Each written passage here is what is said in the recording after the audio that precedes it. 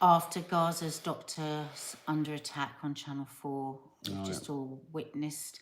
I was just doing a live on Instagram, and I know a lot of you are feeling very shaky. I said to Mark, I just walked over there to get a glass of water, and my insides were shaking. So welcome. Thank you for joining us, guys.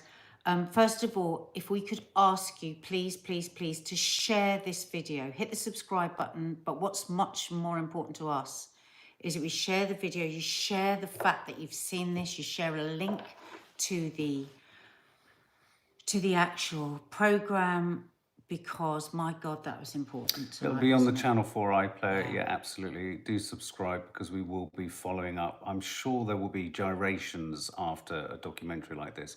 It's a curious one to watch from the beginning for me, because, you know, this is a documentary that comes with so much baggage and backstory because of the fact that the BBC wouldn't air it, and of course they wouldn't air it off the back of the what was it called? War Gaza in a War Zone, the previous documentary that they managed to get pulled.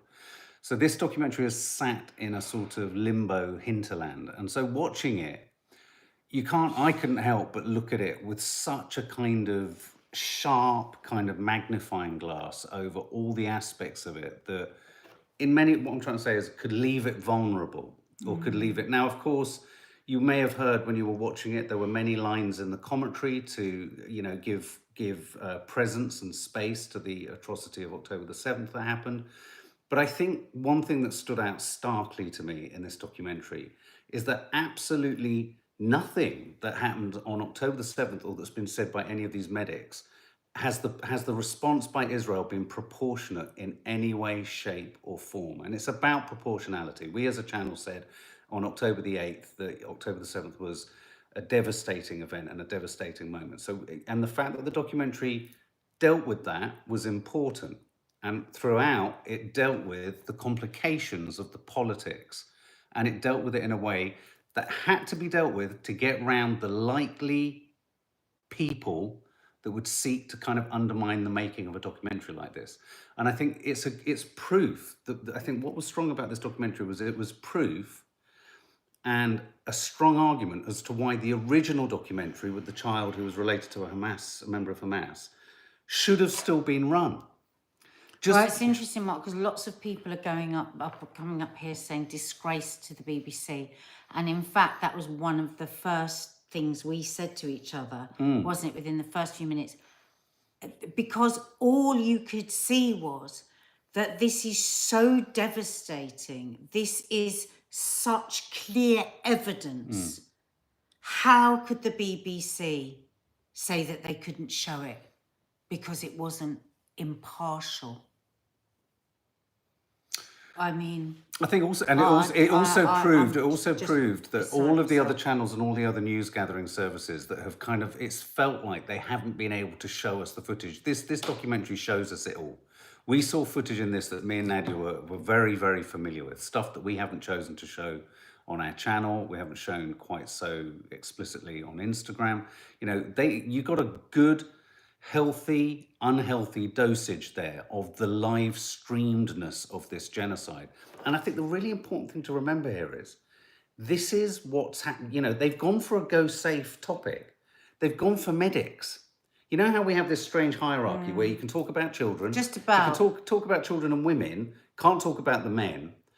But if you're going to talk about a category of society that's been targeted, you're kind of allowed to talk about, now this is not a distraction from medics, but let's not forget, universities, you know, teachers, schools, every single form of kind of sector has been destroyed in Gaza.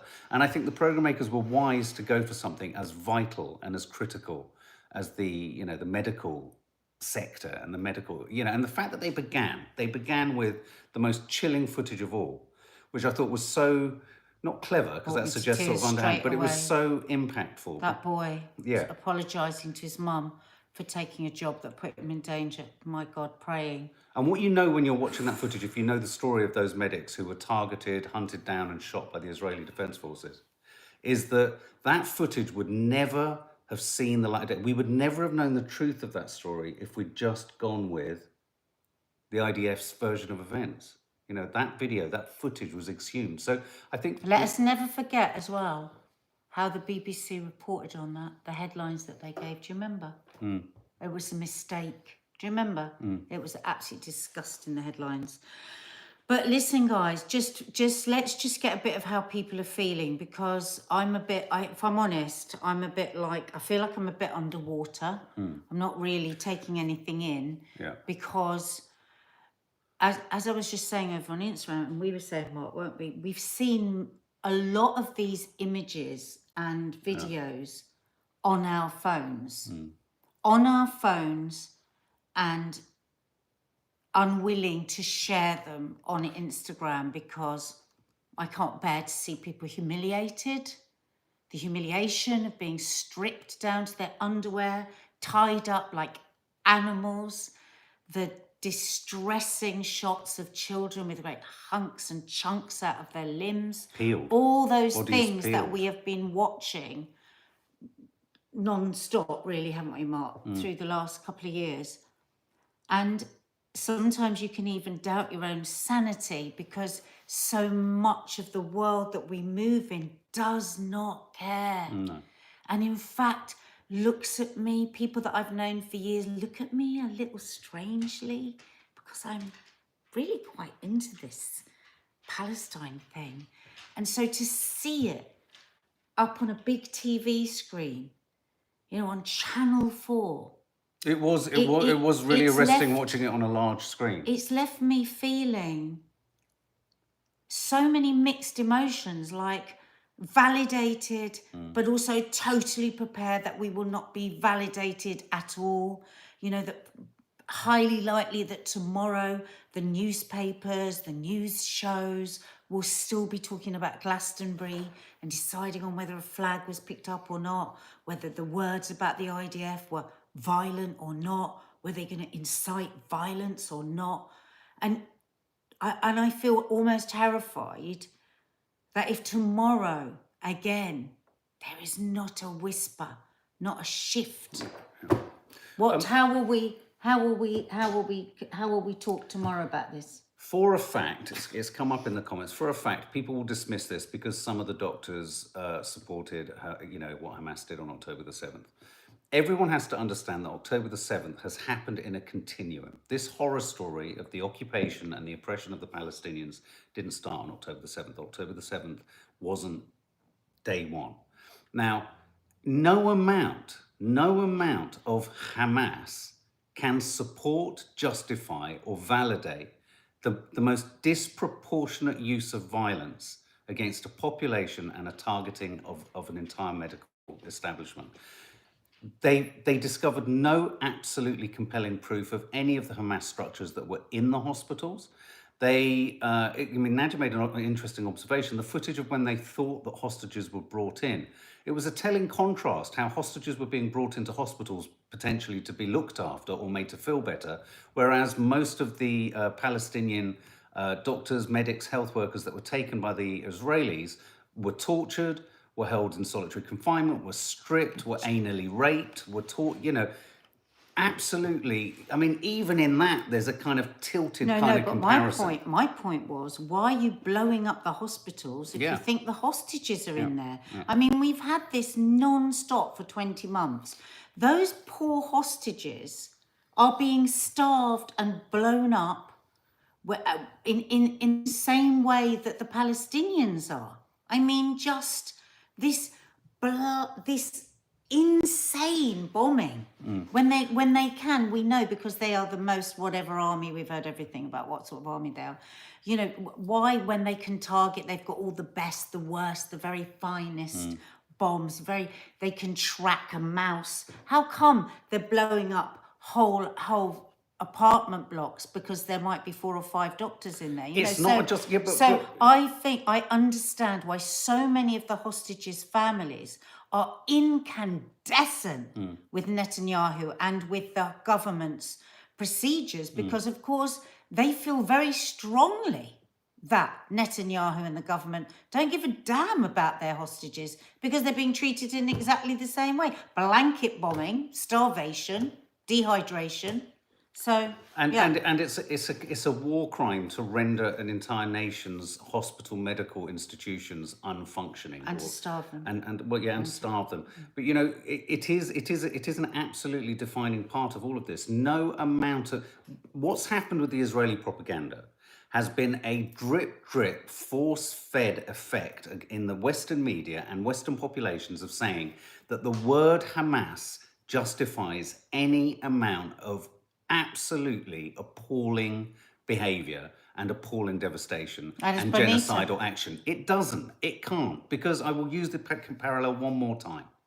When the IRA works perceived as an enemy by the British state, did we ever propose carpet bombing Belfast to hit one or two IRA members? It's not a policy. It's not how you conduct counter-terrorism. Let's call it terrorism. You don't conduct counter-terrorism like this. And the fact that the West hasn't called that out, especially our country that has dealt with terrorism intricately and intimately, is an absolute travesty. And Bonita, you're so right. When Bonita just said then, it's gone up, the comment, but she said when they were arguing in the government about whether anal rape was all right or not, and they said, well, if it's Hamas, but these people aren't even charged. They're released, they've been tortured, they've had all this done to them, and then they don't even come out with a charge. No. 9 months before you can even speak to a lawyer. I mean, where is the inhumanity of it is. There were many things in this. It's I mean, just breathtaking. the sad fact of the matter is a lot of the footage wasn't surprising. We'd seen it before. But it the was amount of it, the thing that, and it sounds awful to say this because there's no joy to be had in any of this. But I said to Nadia at one point, I said, well, maybe hopefully quite a lot of people who will never go near social media because they have that po-faced judginess about it, when they turn to look at this and they see the awfulness of it, if just a handful of people look at it and go, hang on a minute, this isn't a fucking dystopian Hollywood movie. This is happening. This has happened. I thought one of the most tragic aspects of all of it was the way in which each of the surgeons or doctors, their families would gravitate towards the hospital where they were because they, under the assumption and hope that this would be the safest place. And yet they too all got wiped out. The murder of doctors' families. The guy who was sitting on the street corner saw his daughter brought in the arms of someone, and then a drone attacks his wife and other children.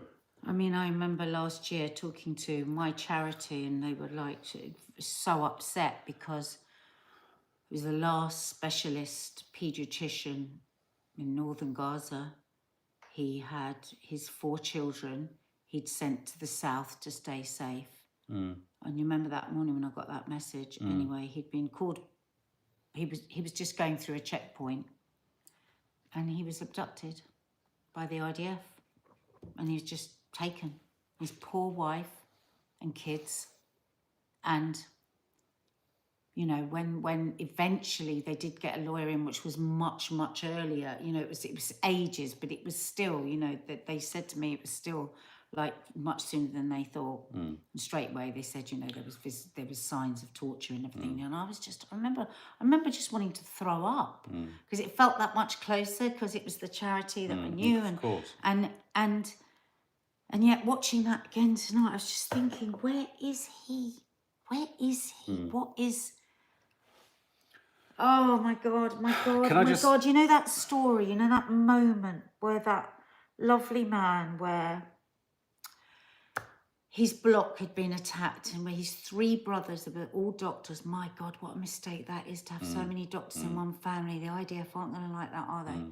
And they'd blown up his house, and he was talking about how he saw his daughter, saw his daughter being held, and he knew his daughter was dead, and then they found his wife, and then he was abducted by them and had to leave his 2 other children. I mean, it was just unimaginable, wasn't it?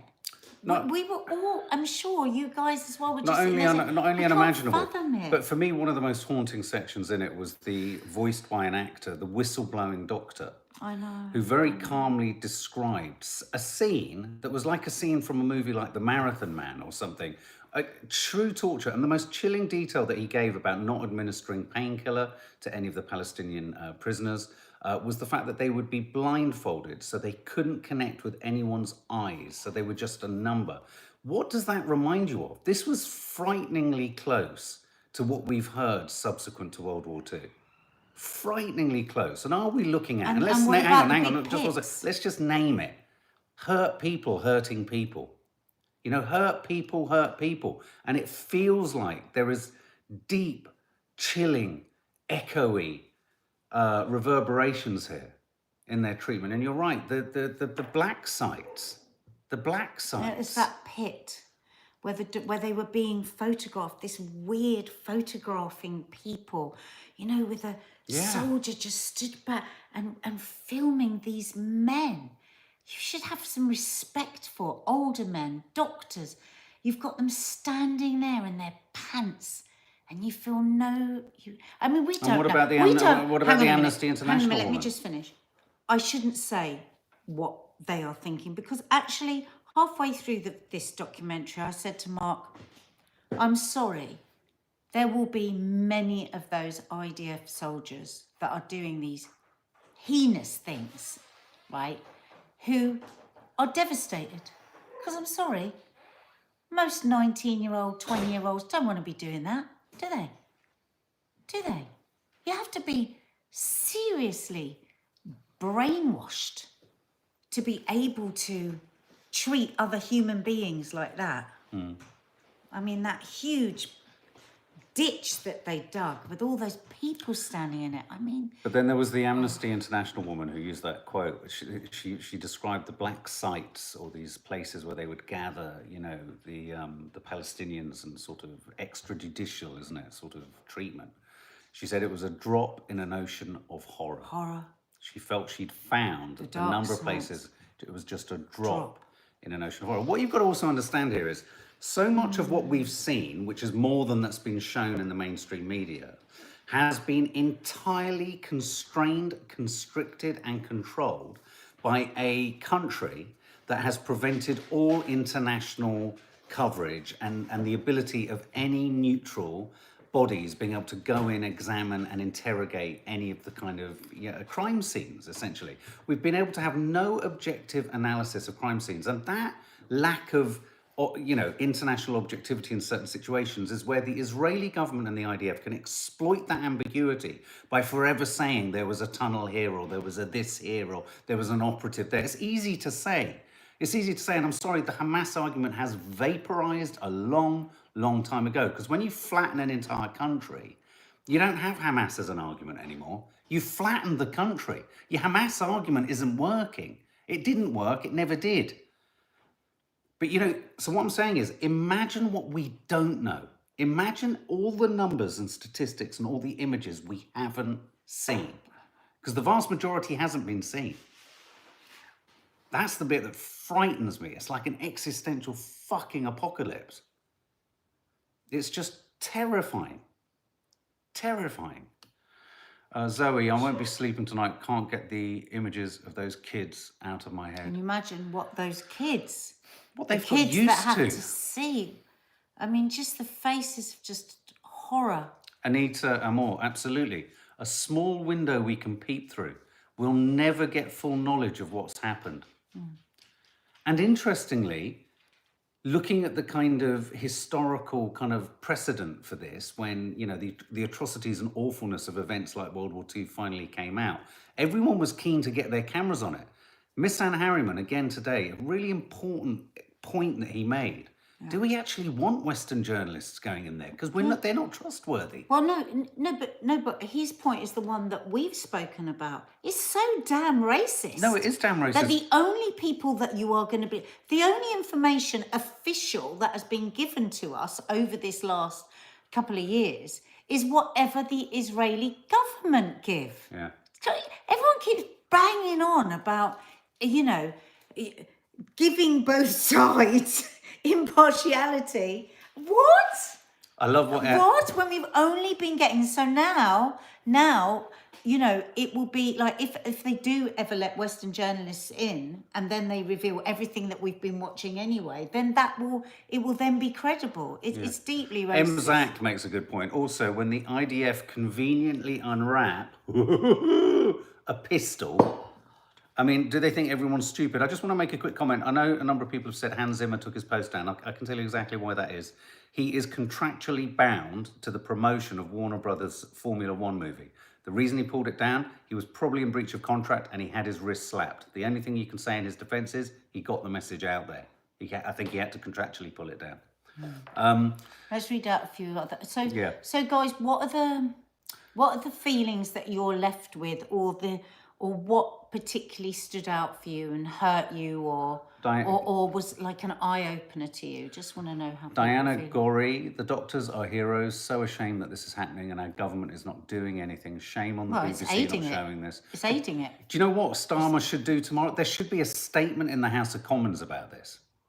Well done, by the way, to the programme makers. Yeah, well done. And thank you.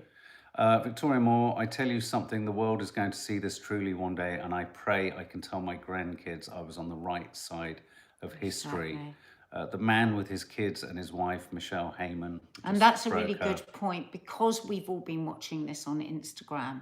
Now that it's been on telly, we can't just be written off as the crazies. Do you know what I mean? Absolutely. We can't, it's like that's the importance of documentaries like this being aired on the mainstream media. It's so important. Well because done, exactly, because the likes of Sheila Fogarty, the likes of Nick Ferrari want to characterise anyone on social media or anyone who's independent. You get from social media. You're somehow some crackpot lunatic who's showing AI footage. Okay, well now deal with it. Does it look like AI? I'll tell you what will happen tomorrow. It's the same thing that happened after the Settlers documentary. There will be a profound silence because these documentary filmmakers absolutely, and again, big shout out to the Settlers crew and this crew, they crossed their T's and dotted their I's. They really did. And so, No, but when you said that, you mean silence from the media, from the groups no one's that gonna try talk and get about it. everything shut down.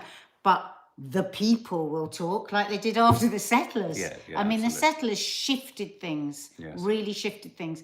And I pray to God this shifts things, because I think you're right. I think those that support everything that Israel does, like the Telegraph and all these, they just won't say change them. because there's nothing that. Well, no, hang on a minute. They might find something where they can say this has got to be taken down off Channel 4. They'll find something. Well, they'll be able to say that because any of the doctors have been positioned in an until you've walked in an entirely compromised population's shoes, you can't judge any Palestinian doctor's opinion on an occupying force. I would put it like that. Until you've worked in a hospital and you've dealt with the fractures, the bones, the breaks, the skin grafts, the children shot in the head. I'm not talking about since October the 7th. I'm talking about before. If you have been doctors and medical workers in Gaza for the last 25 years, you will have seen stuff that would make it very, very, very hard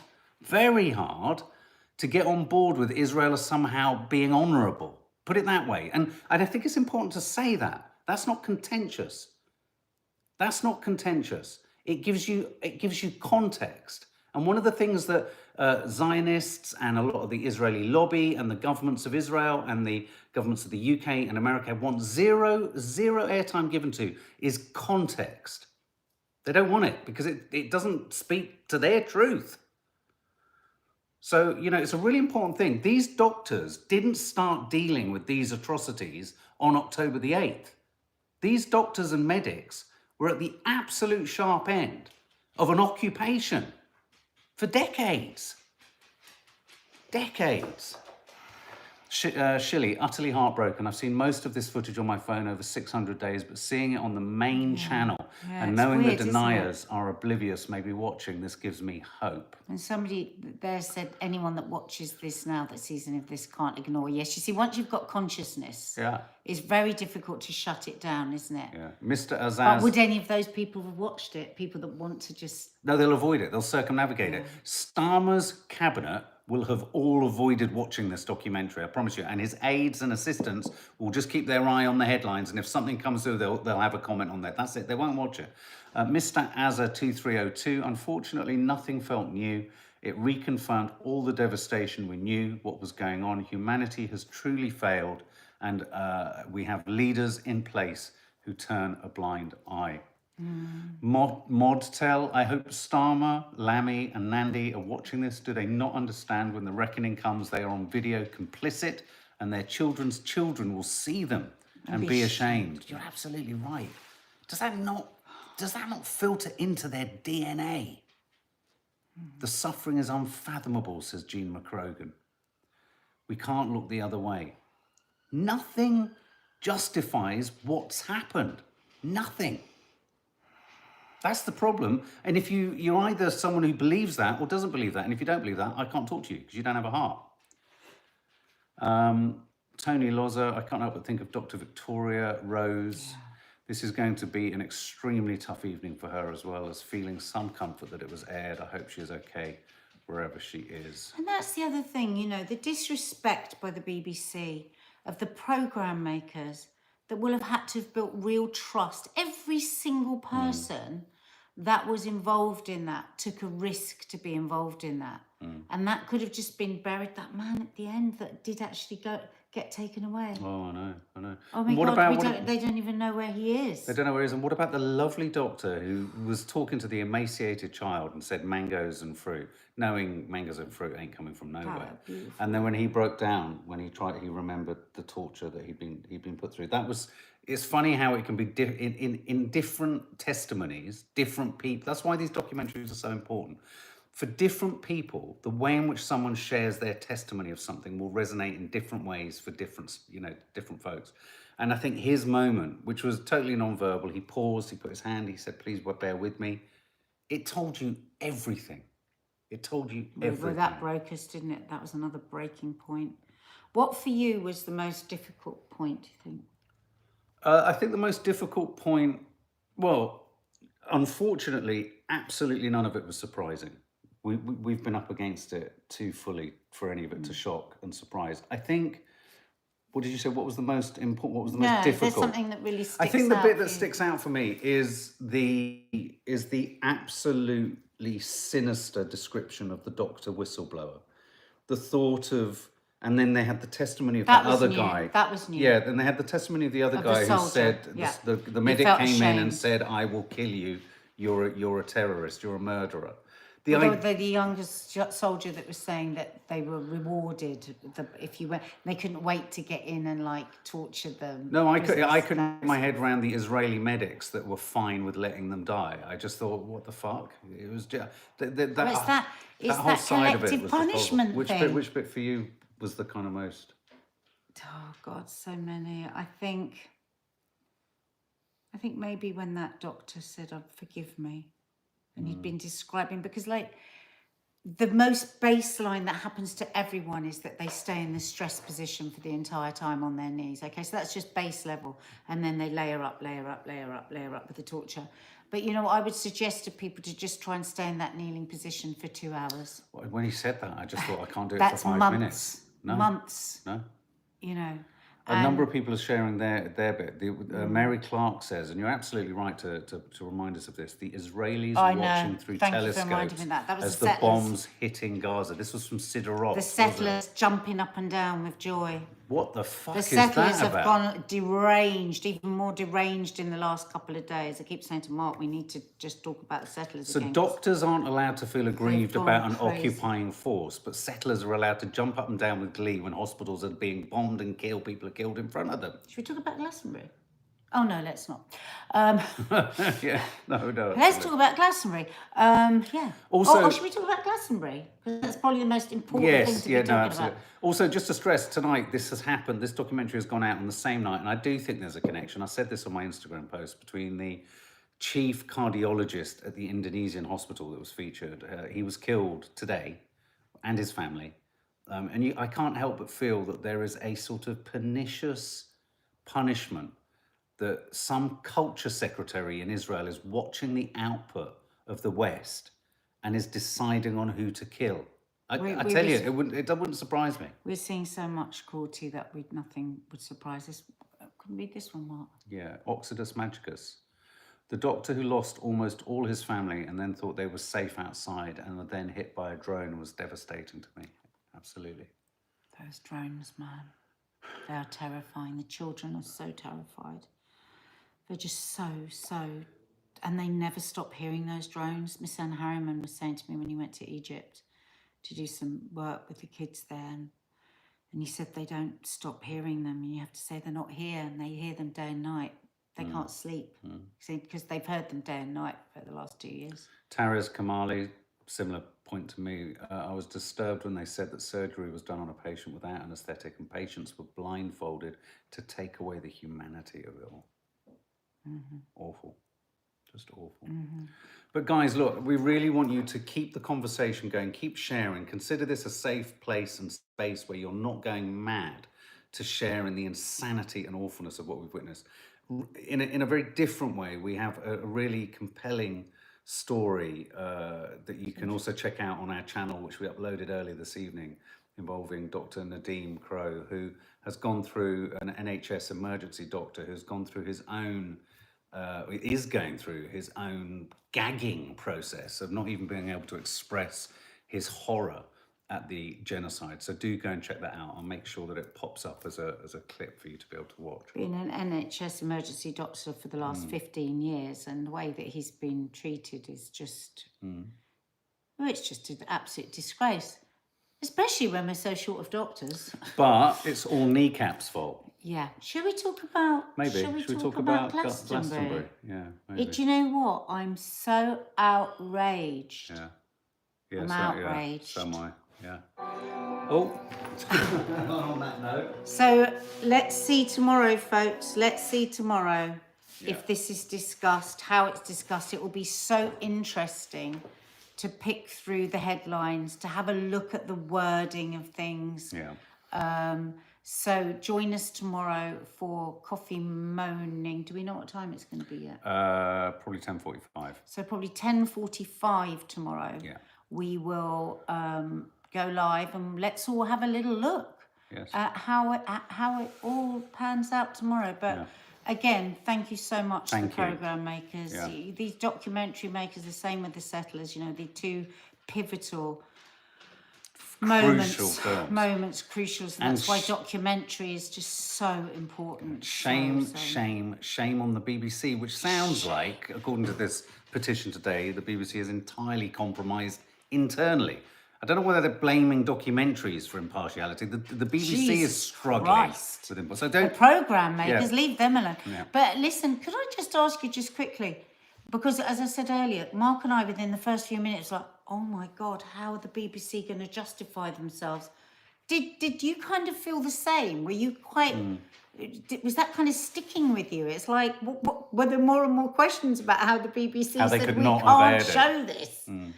You know? Yeah. There ain't two sides to a genocide. It's just as simple as that. I don't think there were people clamouring. clamouring. You can't do collective punishment. No. Day in, day out on every single person. You know, babies. I mean, you know, newborn babies. There'll be newborn babies tonight that are dying of starvation because they can't have baby formula. You know, is that justified? Exactly. Is any of it justified? Yes, BBC, lots of people thinking about that. But you know, says Reese, we should talk about Glastonbury. I know. We're going to go and talk about Glastonbury now. I'm going to go and talk about Glastonbury. Yeah. All right, guys. And thank you to Basement Films. Yeah. Thank you. And please keep sharing this and hit the subscribe button. Thanks. Okay.